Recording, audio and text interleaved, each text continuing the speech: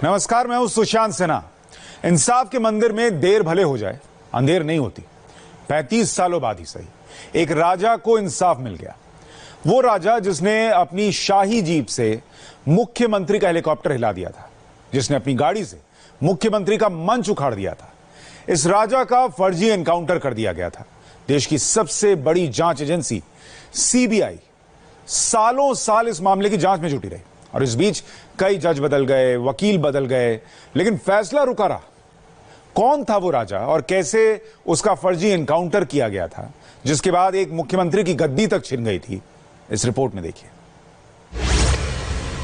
इस कहानी में राजा है, रियासत है, सियासत है, सरकार है, पुलिस है, कोर्ट है, कचहरी है, शासन की बंदूक है और इंसाफ की मांग है।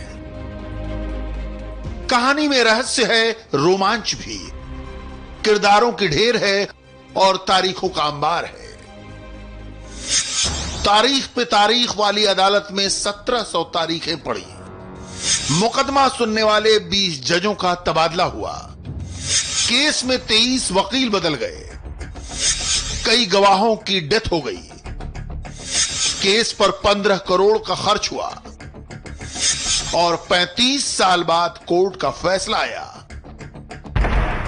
फैसला एक राजा के फर्जी एनकाउंटर का।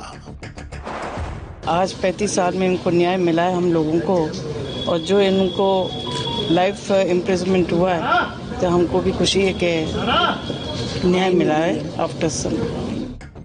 मथुरा सेशंस कोर्ट के फैसले ने 35 साल पुराने उस हत्याकांड की गुत्थी सुलझा दी जो अदालतों की फाइल में अब तक धूल फांकती रही। एक ऐसा हत्याकांड जिसने पूरे राजस्थान को हिला दिया। इस हत्याकांड ने जयपुर के सत्ता के गलियारे में ऐसी हलचल पैदा कर दी कि राजस्थान के मुख्यमंत्री को आधी रात कुर्सी खाली करनी पड़ी। राजा मान सिंह हत्याकांड हिंदुस्तान के अदालती इतिहास के सबसे लंबे चले मुकदमों में से एक है ये केस।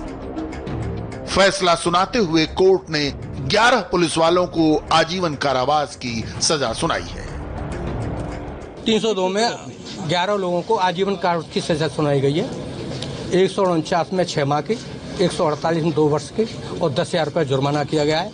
मृतकों को 30,000 रुपये मुआवजा और घायलों को 2,000 रुपये मुआवजा के आदेश न्यायालय किए हैं, जो राजस्थान सरकार देगी।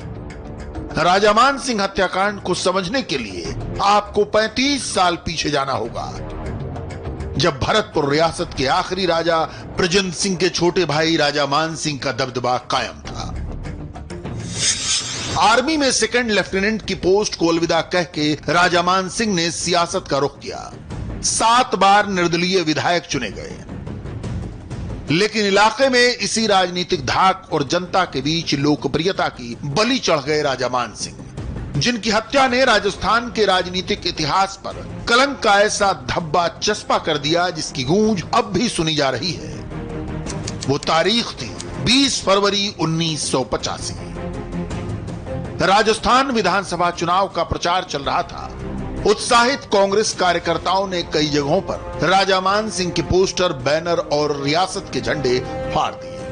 इसी दिन रैली करने के लिए राजस्थान के तत्कालीन मुख्यमंत्री शिवचरण माथुर डीग पहुंचे थे, लेकिन उनका चॉपर जैसे ही डीग में उतरा, 8वीं बार विधायक का चुनाव लड़ रहे राजा मान सिंह अपनी जोंगा जीप से हेलीपैड की तरफ निकले, जहां सीएम शिवचरण माथुर का हेलीकॉप्टर खड़ा था। माथुर सभा स्थल की ओर निकल चुके थे और राजा मान सिंह हेलीपैड पर। तमतमाए राजा ने जीप से हेलीकॉप्टर को कई टक्करें मारी, लेकिन ये तो शुरुआत थी। शिवचरण माथुर इसके बाद एक स्कूल में चुनाव प्रचार करने पहुंचे, जहां राजा मान सिंह खुद और उनके समर्थकों ने मिलकर सीएम का मंच तोड़ डाला। आग बबूला सीएम जयपुर लौट आए, गुस्से और अपमान की तपिश में चलते हुए। इसी दिन मान सिंह पर 2 एफआईआर दर्ज हुए, चॉपर तोड़ने के मामले में और स्कूल में तोड़फोड़ करने के आरोप में। पुलिस को हुक्म हुआ कि राजा मान सिंह को गिरफ्तार किया जाए, लेकिन मान सिंह का रुतबा और इलाके में उनकी दबंगई को देखते हुए पुलिस के लिए गिरफ्तारी आसान नहीं थी। अगले दिन जो कुछ हुआ उसने सियासत, सत्ता, फर्जी एनकाउंटर, मुकदमे अदालत इंसाफ की आस और तारीख पे तारीख का ऐसा सिलसिला शुरू किया जिसकी मिसाल बहुत कम मिलती है। वो तारीख थी 21 फरवरी 1985। डिप्टी एसपी कान सिंह भाटी पूरे लाव लश्कर के साथ राजामान सिंह को गिरफ्तार करने निकले। पुलिस ने इस दिन दोपहर को राजामान सिंह को भरतपुर के चौड़ा बाजार में रोक लिया। राजामान सिंह यहीं दिन दहाड़े पुलिस की गोली का शिकार हो गए। उनके साथी सुमेर सिंह और हरि सिंह की भी मौत हो गई। जिस वक्त राजा की मौत हुई उनकी उम्र 64 साल थी। राजामान सिंह के दामाद विजय सिंह ने कान सिंह भाटी समेत 18 लोगों के खिलाफ केस दर्ज करवाया, जबकि पुलिस इसे लगातार मुठभेड़ साबित करने पर तुली रही। इस हत्याकांड से पूरा भरतपुर जल उठा।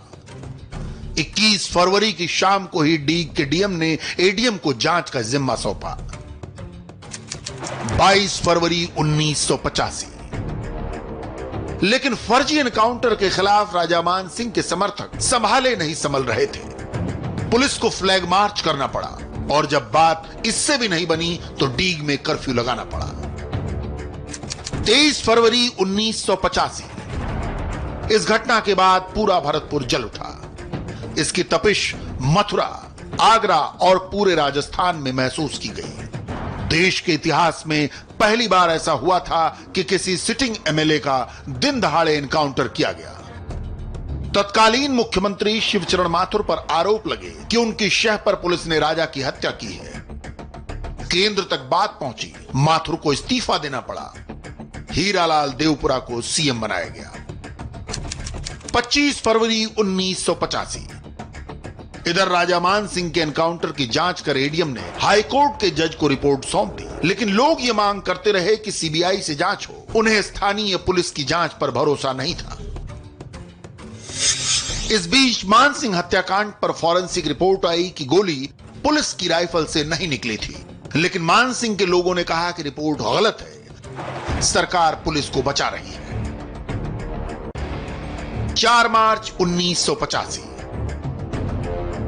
नए मुख्यमंत्री हीरालाल देवपुरा ने दबाव में मान सिंह एनकाउंटर की जांच सीबीआई को सौंप दी। सीबीआई जांच के बाद जयपुर के सेशंस कोर्ट में एक स्पेशल कोर्ट का गठन हुआ। उस बोर्ड पर लिखा हुआ था मान सिंह कोर्ट। देश का यह पहला केस था जिसमें एनकाउंटर के शिकार हुए शख्स के नाम पर यानी राजा मान सिंह हत्याकांड कोर्ट का गठन हुआ।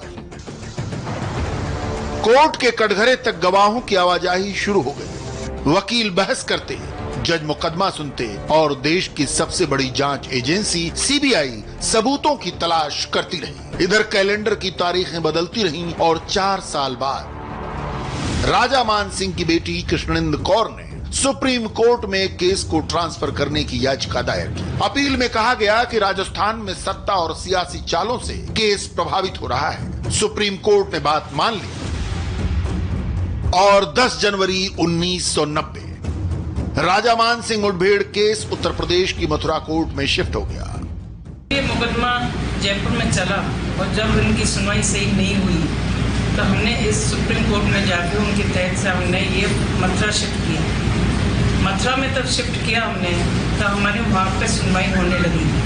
अभी भैया जी के तरफ से 1-2 नाम रह गए थे वकीलों के, जिसने CS शर्मा जी ने बहुत मेहनत करके इस चार्जशीट को आगे किया और मानिक चंद उनका इंस्पेक्टर था जिसने पेन करी। इसमें कम से कम 1700 तारीख लग चुकी है और आज जाके इसका फैसला हुआ है और हम सब खुश हैं कि कम से कम 35 साल के बाद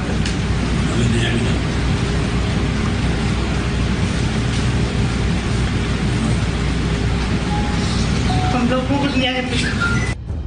लेकिन यहां भी मामला 100 दिन चले 2.5 कोस वाला ही रहा। तारीखें पड़ती रहीं और इंसाफ की फाइल कछुए की चाल से चलती रही। मामला इतना हाई प्रोफाइल था कि हर पेशी पर आरोपियों को लाने ले जाने में 60 से 70 हजार का खर्च होता था। ये राशि कुल जोड़ें तो केस पर अब तक 14 से 15 करोड़ का खर्च हुआ। फाइनल बहस 8 बार पूरी हुई लेकिन फैसला रुका रहा। इधर आरोपी भी कोर्ट से फरियाद करते रहे कि उन्हें पेंशन नहीं मिलती, लेकिन इंसाफ के आंगन में देर भले ही हो, अंधेर नहीं हो सकती। मथुरा के सेशंस कोर्ट ने 35 साल बाद आखिरकार फैसला सुनाया। 21 फरवरी 1985 को डिप्टी एसपी और उनके 13 सहयोगियों ने राजा मान सिंह को फर्जी एनकाउंटर में घेर कर मारा था, लिहाजा 11 आरोपियों को आजीवन कारावास की सजा सुनाई जाती है। Kan Singh Bhati DSP, Birendra Singh SHO, Sukhram constable, Jeevan Ram, Jagmohan, Bhamar Singh, Hari Singh, Sher Singh, Chhattar Singh, Padmaram, Ravishekhar Mishra SI, जबकि 3 को संदेह का लाभ देते हुए मामले से बरी किया जाता है। और इस वक्त की अहम खबर आपको बताऊं, अमिताभ बच्चन